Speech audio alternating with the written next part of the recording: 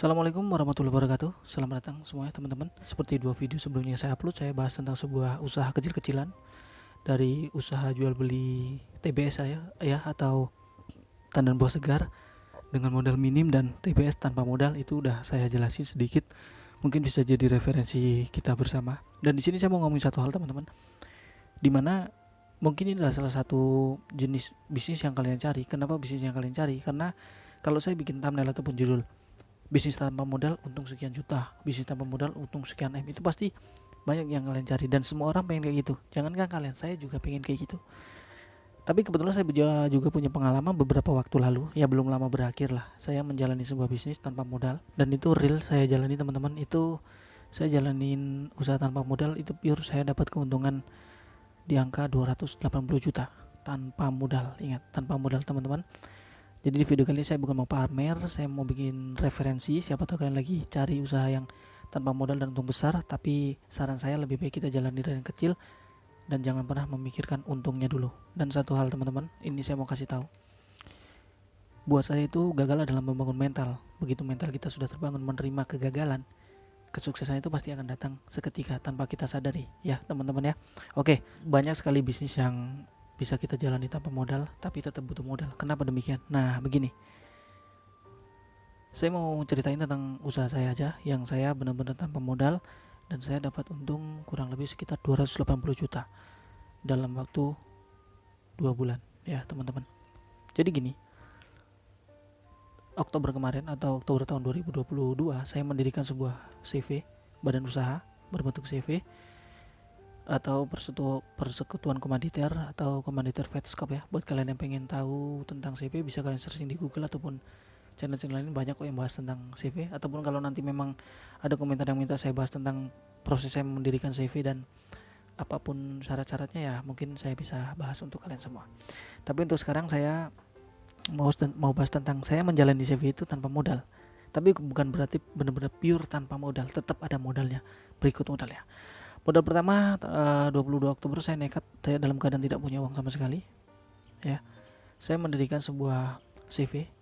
Itu saya globalin habis 4 juta ya teman-teman, termasuk izin NDB segala macam, dan sudah siap untuk menjalankan sebuah usaha. Namun pada akhirnya setelah berjalan saya tidak menemukan satu bisnis apapun yang bisa mendongkrak CV saya karena saya terkendala modal biaya. Kemudian singkat waktu Juli kemarin saya mendapatkan satu buah kontrak. Bahkan saya saking beraninya kontrak itu nggak tertulis dapat kontrak, dimana saya diminta untuk menyuplai sebuah material ke salah satu perusahaan yang mengerjakan land clearing ataupun soil atau pembukaan lahan dan penimbunan jalan. Jadi lahan itu ditimbun, jalan dan lahannya juga ditimbun untuk buatan lokasi pengeboran. Saya di kontrak itu benar-benar tanpa kontrak tertulis ataupun processing order segala macam atau SK segala macam, enggak. Saya enggak pakai itu. Apa modal yang saya pakai? Jadi gini. Modal pertama tadi kan kita udah punya CV segala macam. Modal kedua kita udah punya mental untuk menemui perusahaan itu meskipun kita punya modal. Dan yang ketiga, kita benar-benar harus punya modal waktu. Waktu kita harus benar-benar banyak untuk keliling mencari itu semua ya. Nanti kita bahas yang soal ini. Dan kemudian begitu saya udah dapat hal itu, saya diminta untuk kerjakan nyuplai material tersebut. Saya sebut aja materialnya adalah sebuah batu ya. Itu kurang lebih 4.500 meter kubik.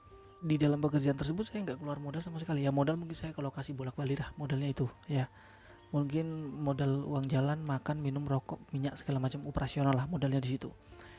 Dengan kesepakatan itu per 3 hari saya membuat tagihan atau invoice ya. Per 3 hari saya membuat tagihan atau invoice, dan kontrak yang menyatakan saya menjalankan pekerjaan itu bukanlah kontrak SK ataupun PO atau purchasing order, itu bukan, tapi melainkan deposit.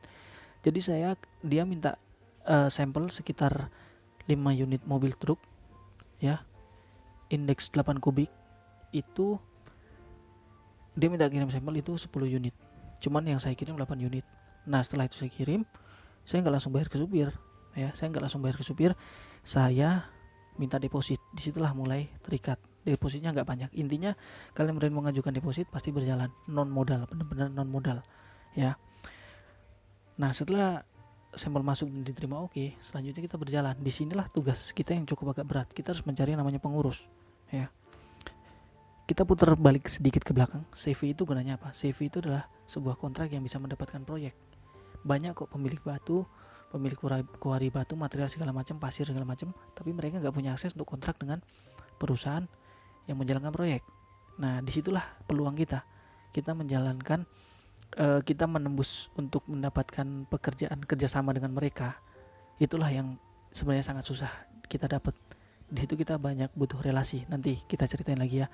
Dan kemudian saya kenal dengan penjual batu segala macam yang sering jual beli batu kemana-mana. Saya hubungin dia, saya koordinasi, saya minta pencairan ke dia per seminggu ya, harganya sekian kalau per hari, kalau per seminggu harganya sekian. Oke, nggak masalah, saya masih dapat untung. Artinya apa? Per 3 hari saya bikin tagihan ke kontraktornya, dan sementara saya sebagai subkon, saya kontrak ke pengurus atau pemilik batu itu per seminggu sekali.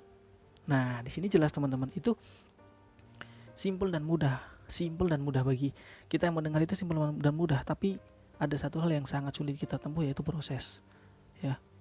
Proses untuk mendapatkan sebuah kesempatan dapat proyek itu atau kepercayaan sebagai supplier di sana.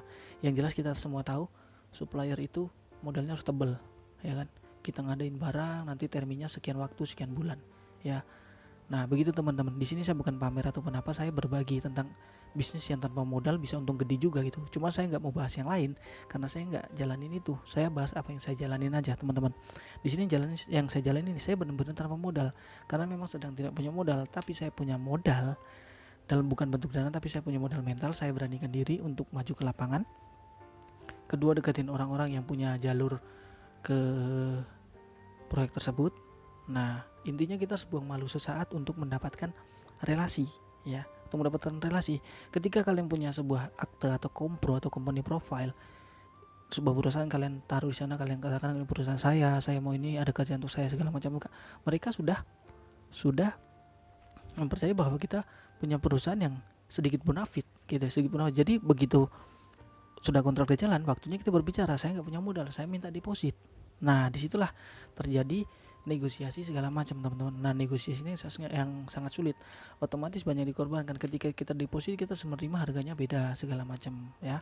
Tapi yang jelas, kalau kalian memang nyari usaha atau bisnis yang tanpa modal, itu tetap ada, cuma prosesnya tidak mudah. Sedangkan bisnis yang modal gede pun prosesnya juga sangat susah, nggak ada yang mudah, teman-teman. Intinya kehidupan itu gini, nggak sesulit yang kita bayangkan, tapi nggak semudah yang kita katakan ya begitu ya teman-teman ya. Intinya kemana arah yang pengen kalian ambil, itu ambil. Kalau memang misalkan kalian memaksa usaha tanpa modal, ya caranya kalian harus bangun relasi, punya mental, punya waktu, dan punya skill ya pastinya ya. Kalau misalkan kitanya berdiam diri di rumah nanya usaha yang tanpa modal, itu nggak akan pernah ada. Oke?